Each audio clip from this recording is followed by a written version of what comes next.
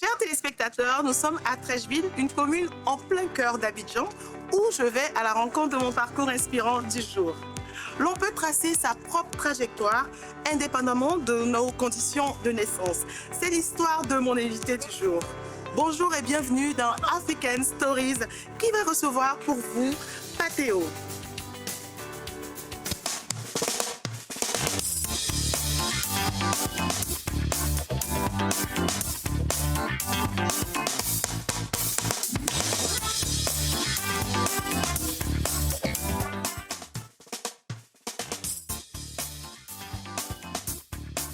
Bonjour Pathéo. Bonjour. Merci de m'accueillir ici dans la boutique à Treichville. Merci.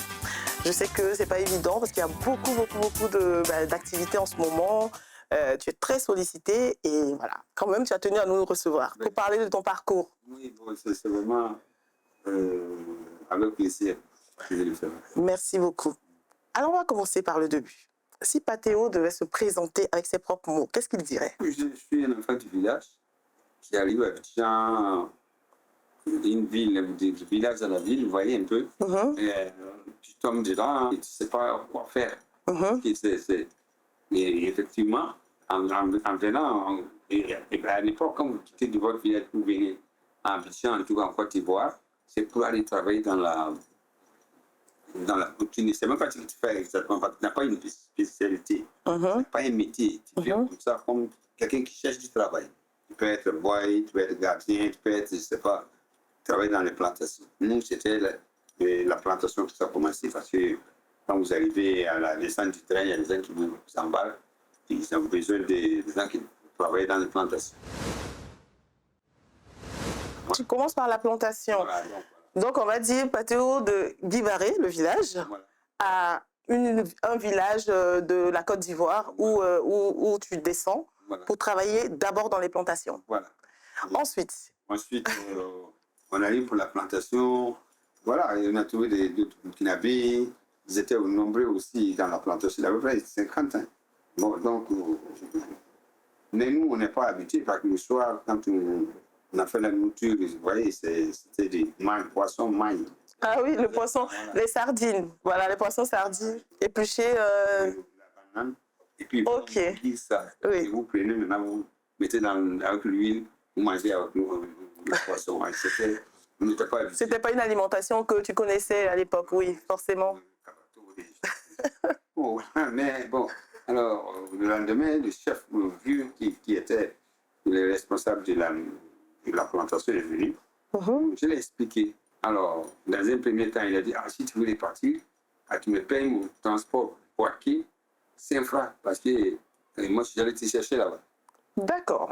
On n'a rien. J'ai dit, mais on n'a rien, c'est vous qui nous avez amenés ici. Nous, on n'a jamais dit qu'on venait ici pour faire ça. Bon, il a vu que, bon, parce qu'un enfant indien, peut-être son petit-fils, il a dit, bon, ok, il nous donne 10 000 francs, puis nous accompagne sur la route, puis on a pu avoir un camion, une voiture. Nous avons amené maintenant à 5 francs. Les voies clés, on est venu à 5 francs. Bon, quand on est arrivé, on n'a pas de parler, bien sûr. On a commencé à faire les buts pour faire les yams. Ah oui, oui, tout à fait. Celui qui nous a transportés même a dit que sa maman voulait qu'on fasse des buts des yams. Nous allions le travailler là, comme pendant 5 jours. Et la vieille a dit qu'on pouvait laisser ses aides. Sortir, chercher le travail, venir. Mais vraiment, les Indiens, les Antilles, c'est incroyable. Mais chaque fois qu'on entrait, il y avait notre part de la nourriture. D'accord. Comme ces enfants. Voilà un peu, c'est parti comme ça. C'est parti comme ça, mais malgré tout ça, tu tenais absolument à venir à Abidjan. Oui, Abidjan t'appelait. Abidjan, c'était un peu comme si arrivé, il y avait tout en même temps. Alors que Abidjan, c'était un vaste forêt. Oui, c'est... Une forêt très vaste, plein de monde. Mais en même temps, tout ce monde-là ne communique pas, ne collabore pas. C'est-à-dire que quand tu arrives, tu es venu pour toi et tu dois chercher pour toi. Tu n'es pas arrivé, bon, comme tu es arrivé, viens faire ceci, c'est là, non. Non, c'est la grande ville. Et... La grande ville, quand tu arrives, il faut se battre. Il faut se battre. Quand tu faisais tout ce parcours-là, est-ce que quelque part dans ta tête, tu te disais, j'ai envie d'être couturier, tailleur à l'époque on appelait. Est-ce que tu t'es dit ça à un moment ou à un autre? Non, en fait... Pas du tout. En fait, au départ, ils n'avaient pas cette idée de couturier. J'arrive au monsieur le grand frère, et le soir, Mais le soir, comme lui, il avait ses enfants, on sortait avec eux.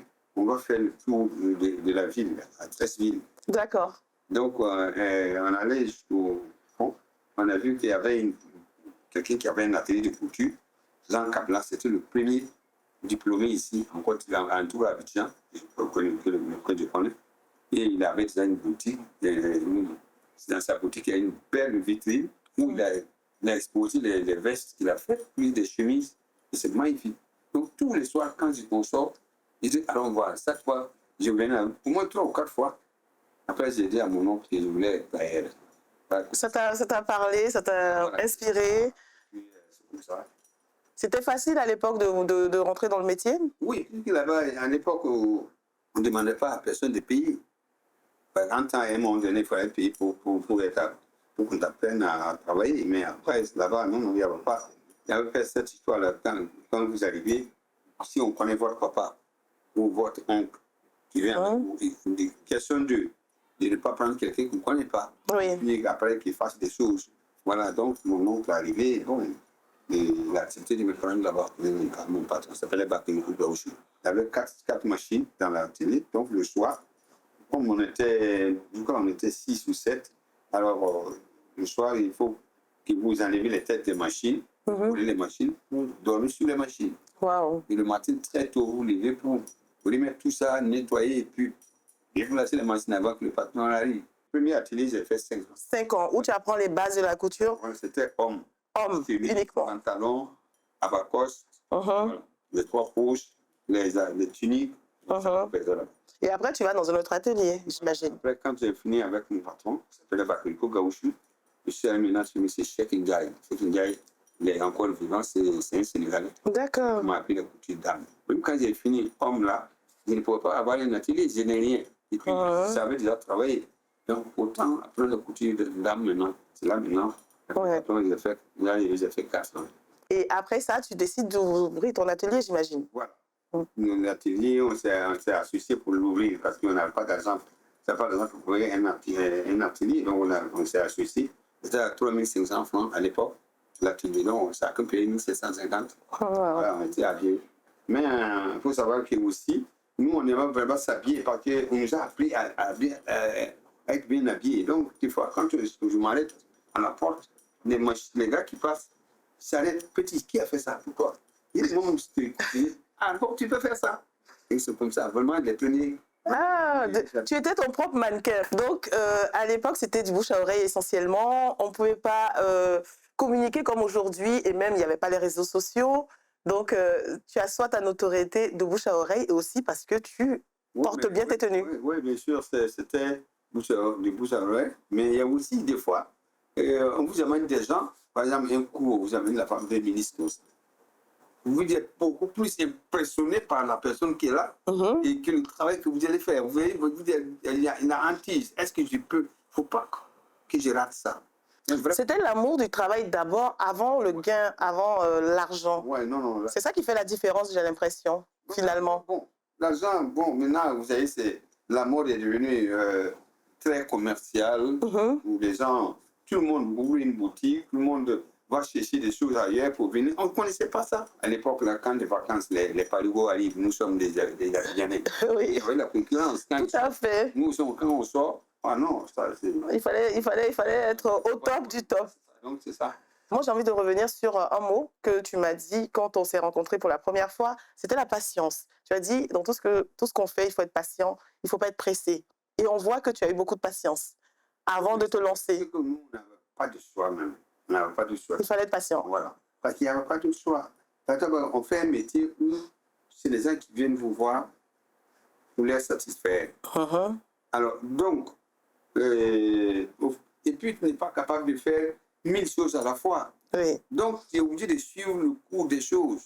Aujourd'hui, non seulement tu l'as fait en Côte d'Ivoire, mais tu l'as fait au-delà des frontières. Est-ce que tu te rappelles de ton premier voyage hors de la Côte d'Ivoire? Mon premier voyage, c'était au Brésil. Ah, quand même, tu es allé loin. Oui, parce que j'ai eu un billet d'avion où je suis parti. Oui. Et j'ai fait un défilé là-bas. Et les gens, ils étaient impressionnés par les couleurs. Parce qu'ils aiment les couleurs là-bas aussi. Nous, on a fait le pagne, on a travaillé le pagne, mais c'était incroyable. Voilà, donc presque j'ai tout vendu ce que je suis parti avec. C'était la première fois où j'ai dit l'argent comme ça. J'ai tout vendu. On dit c'est pour moi.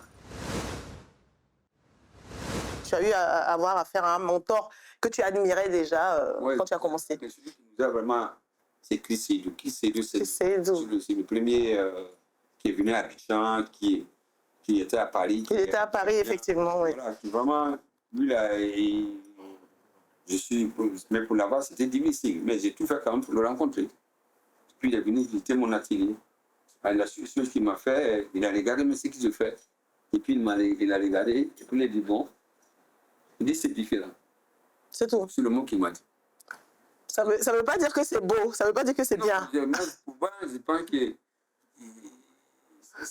c'est pas ça. Il faut continuer. D'accord.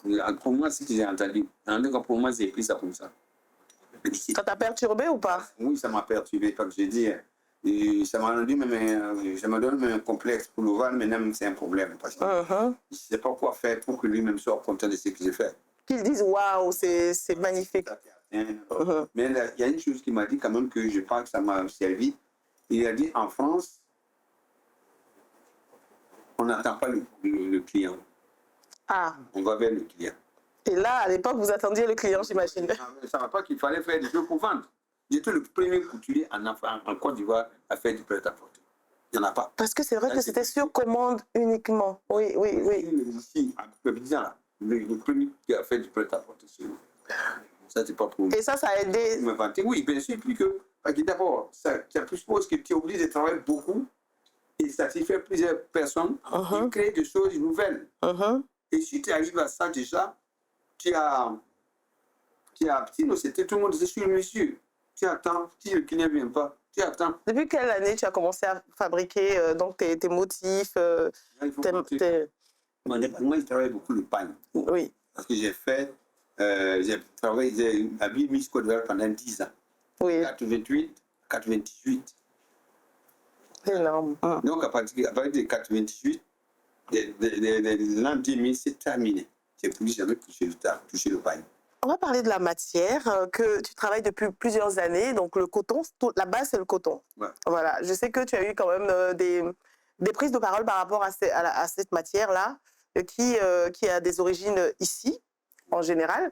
Est-ce qu'il y a un travail qui est fait pour que voilà, on puisse plus bénéficier donc, de l'exploitation du coton ici? Bien sûr. Nous sommes le meilleur producteur de coton au monde. C'est-à-dire qu'il y a, on va dire, il y a au moins 3 pays africains qui sont des grands producteurs de coton, même 4. On va parler du Mali, du Bénin, du nord de la Côte d'Ivoire et du Burkina. Donc, malheureusement, le coton, dès la cueillette, le coton est parti. Il n'est pas transformé ici.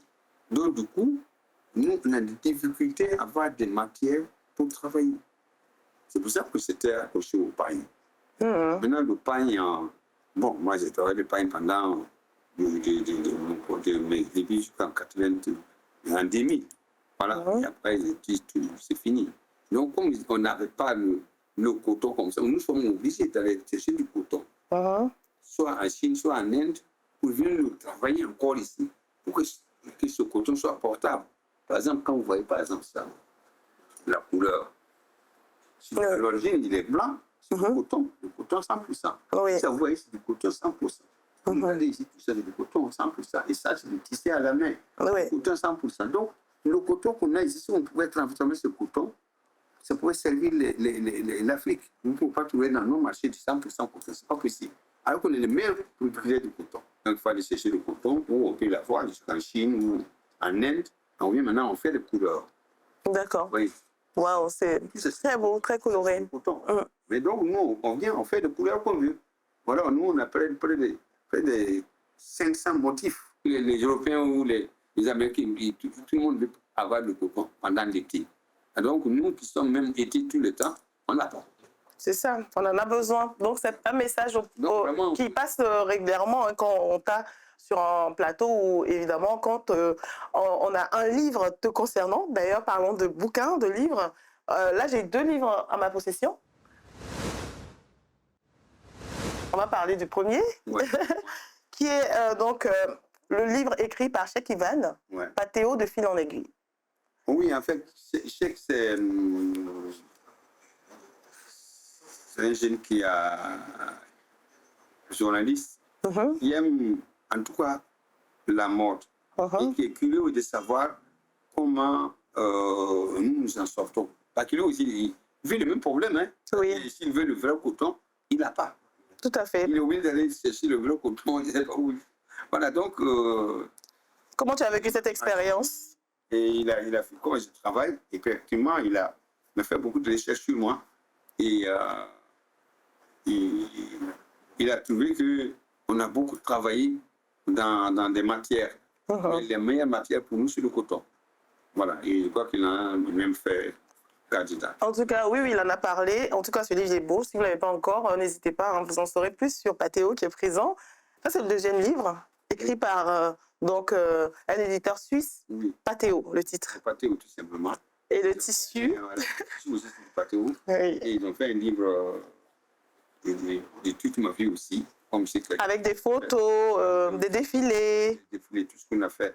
Effectivement, tout ce que j'ai fait dans ma vie, ça y est dans ce livre. Donc, c'est Pathéo. En tout cas, c'est beau de pouvoir avoir des écrits, de pouvoir être, on va dire, édifié, de pouvoir être inspiré par toi, Pathéo, parce que même si tu es très humble, on sait que tu as l'expérience que tu as vécue dans ta vie, les expériences, je précise, te permettent d'avoir une longueur d'avance, d'anticiper sur certaines choses et aussi de conseiller. C'est important. Je pense que c'est un peu, ce livre-là, c'est un peu, quand j'imagine ces livres-là, je veux dire que c'est un peu trop pour moi. Les gens ont cherché à savoir ce que j'ai fait. Effectivement, c'est ce qu'on a fait, mais c'est normalement ma vie, je dois faire. Oui. C'est forcément, mais si les gens veulent savoir et peut-être immortaliser, c'est normal. Vraiment, c'est une chance pour moi. Le fait d'avoir habillé Feu Nelson Mandela, donc l'ancien président de l'Afrique du Sud, est-ce que ça a été l'un des plus grands déclics dans ta carrière de styliste internationale? Oui, oui, oui, j'ai dit ça, oui, plusieurs fois. Parce Mhm. que non seulement je l'ai habillé, mais j'ai hérité aussi j'ai bénéficié de ses conseils. Mhm. Parce que le président Mandela m'a dit que l'Afrique de demain appartiendrait aux créateurs de richesse. Tu as parlé de personnes qui t'ont inspiré. Tu as parlé de Feu Nelson Mandela qui t'a inspiré, d'ailleurs que tu as pu rencontrer en 98 ou 98 à Ouagadougou. Et d'autres personnes, évidemment, qui t'ont inspiré. Toi aussi, tu inspires d'autres personnes, comme moi, comme ceux qui regardent l'émission. Cette émission se veut être une émission qui va recevoir des personnalités inspirantes, des personnes quand même qui ont des choses à dire sur leur parcours. Pas parce qu'ils veulent se lancer des fleurs, mais parce qu'ils veulent enseigner, ils veulent transmettre. Est-ce qu'il y a des personnes comme ça qui te viennent à l'esprit, que tu penses qu'on pourrait recevoir aussi à l'émission? C'est comme si tu faisais des recommandations. Si c'est Moïse, Si c'est Moïse. c'est quelqu'un qui, à l'époque, en fait, lui, il était professeur. Mhm. Il est venu à ce métier, qu'il arrivait à un niveau, je pense qu'il qu'il s'est battu. Vraiment. C'est pas évident. Mhm. C'est pas évident, parce que plus tu es professeur, tu viens à un métier de culture où au départ, tu ne gagnes pas grand-chose, alors que tu avais un salaire. Je veux dire qu'il a aimé, je pense que c'est quelqu'un qui... Si c'est Moïse, on note. Si c'est Moïse. Oui, mais lui, il est compétent de naissance. On va faire un petit questionnaire rapide. Donc, c'est 5 questions, donc 5 plus. Donc, les réponses sont rapides aussi. Les questions rapides et les réponses rapides, sans trop chercher. Alors, la première question que j'ai envie de te poser, quelle a été ta plus grande décision? J'ai dit, à partir d'aujourd'hui, je ne touche plus le pain. Je veux avoir ma propre matière à travailler. Quelle a été ta plus grande déception, s'il y en a? La première édition de Miss Côte d'Ivoire. C'est celui qui gagne les ciseaux d'or qui devrait bien Miss Côte d'Ivoire. Et moi, j'avais eu les ciseaux d'or, je devrais les mis la vie. Les vêtements que j'ai fait, ils ont dit, c'est pas bon. Ah oui. Et maintenant, j'ai dit, parti voir le directeur du Niwak, c'est un grand père à son âme, il a dit, lui m'a dit, écoute, je voulais aller à la télévision pour lui dire, non, tu dis rien. tu as ça. Oui, c'est comme ça a passé. C'est passé tout seul. Oui, mais après, la personne qui a pris maintenant, qui a cousu, qui s'est fait ça, il faut penser que c'était moi. Oui. Maintenant, après, il y a eu une émission, il y avait un journaliste qui s'appelait Fils Cassis, un journaliste. Ah oui, personnel, oui. C'est lui qui m'a pris dans une émission qu'on appelait Portrait d'artiste. Et là, il m'a posé la question, mais il dit, moi, toi, on t'a donné les vêtements pour le tu sais pas couper. C'est comme lui, toutes les questions. Les questions directes. C'est à cause de toi. Il y a des gens qui n'ont pas dormi à cause de toi. Je dis, non, c'est pas moi qui ai fait. C'est dommage, hein? Ça m'a été... Là, il m'a lavé après. C'était une émission très suivie, l'émission de Fulgence Cassis, effectivement. C'est cette émission qui m'a sauvé. Waouh. Donc, un peu là, c'est des choses, des déceptions que vous ne pouvez pas imaginer. Non, ça fait très mal. Hein. Alors, une autre question, ton plus grand succès? Il y en a eu beaucoup, hein, donc je ne sais pas... Oui, des déceptions quand même, je peux dire. Il y a eu beaucoup de succès. Et s'il y a un que tu devrais citer, comme ça, à tout hasard? C'était peut-être le jour des 6 d'or. C'était ta première distinction. Ouais. C'est vrai que ça ne revient pas. Hein. Ouais. Une fois... C'était le premier concours. En Côte d'Ivoire, il y a eu près de 100 et quelques personnes. On allait, j'ai fait 3 fois la présélection pour choisir des gens. Donc, on était près une trentaine qui étaient concurrents. Et j'ai eu le premier ciseau d'or. Le modèle qui a gagné le ciseau d'or. Waouh! Alors, on va montrer à la caméra. C'est ça qui a gagné le ciseau d'or. Qu'est-ce que c'est beau! On a tout travaillé. On a arrivé de côté pour juste avoir des motifs pour les coller. C'est ça qui a gagné les ciseaux d'or. Wow. Et là, voilà. Donc, voilà. Voilà la première distinction de Patéo, donc avec le pagne oiseau rare. Voilà, c'est ça. Elle est magnifique, hein, la mannequin. Waouh! Et aujourd'hui, si tu as un rêve, ton plus grand rêve, que dirais-tu? C'est un rêve. Moi, mon rêve, je le vois déjà comme si je voyais ce rêve-là. Qu'ici, quelques années, l'Afrique puisse se vêtir. Que nous ne sommes pas venus pour forcément porter ce que les autres font. L'Afrique est capable de se vêtir. Entièrement. Entièrement, avec nos matières, tout. Ça, c'est le grand défi.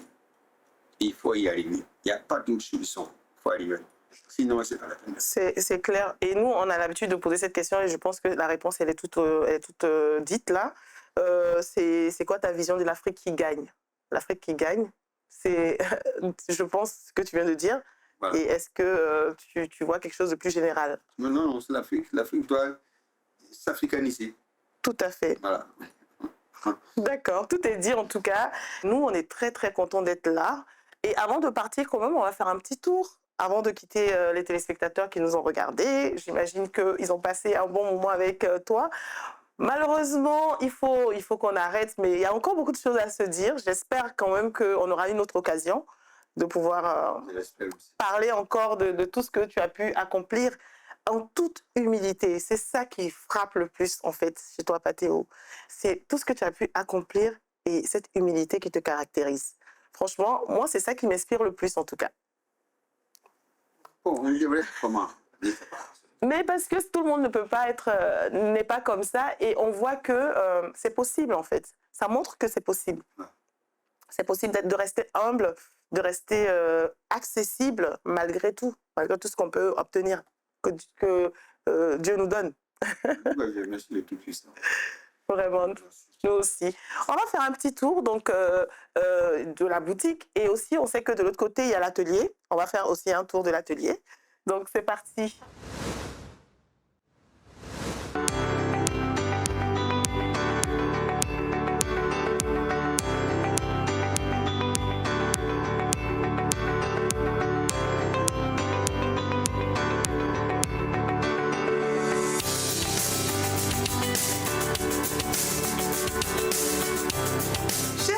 téléspectateurs, c'est déjà la fin avec notre parcours inspirant du jour. Pathéo, il nous a ouvert les portes de sa boutique à Trècheville et j'espère que vous avez passé un moment d'enseignement comme j'ai bien pu le passer moi-même. Je vous dis à très très vite pour un autre rendez-vous inspirant. À bientôt.